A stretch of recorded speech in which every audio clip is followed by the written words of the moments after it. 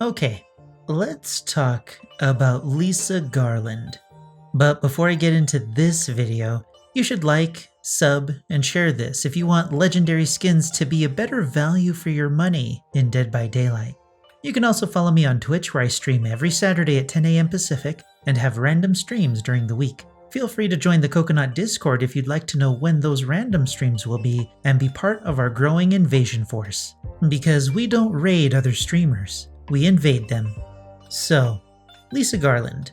This legendary skin costs $15. The entire Silent Hill DLC costs $11. What do you get for this legendary price? A skin. Seriously, that's it. No in-game lore explaining the significance of the character. No separate voice actors signifying that the character is actually different. The name card isn't even Lisa Garland. You're paying $15 for a skin.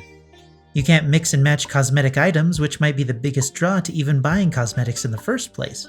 If you purchase the skin as it is, you're paying Behavior, as a company, for a skin that, on its face, has less value than this Legion cosmetic. For $10, you get a different voice actor, a different bit of lore, although it's very lazy lore in that it's just Legion member number 3. You can use any of his cosmetics on any other members of the Legion for $10. See where I'm going with this?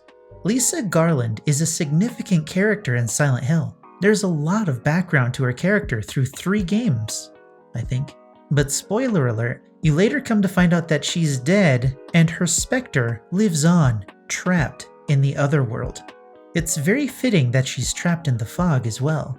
But that lore and her significance as a character are lost because the devs couldn't be bothered to give her any kind of meaningful lore or background other than she was part of the original game. I very much loved the Silent Hill franchise and was prepared to spend extra cash on it, but nah.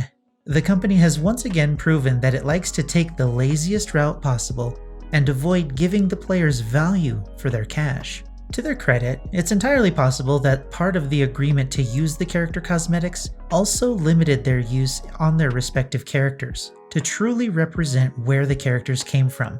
But where's the value? I'm not talking about how much it costs. So those of you who want to say, oh, you don't have to buy it, anybody can buy it.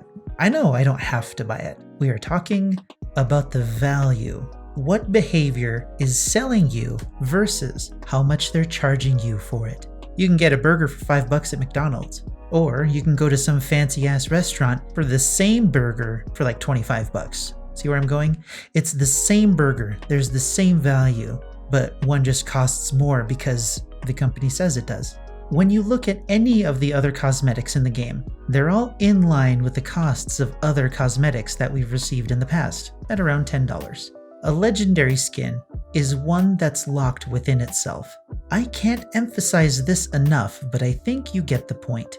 As I was writing this, the Q&A dropped, and they talked a little bit about legendary skins and the very basic concern over unique voices for the skin. This is something we would love to do.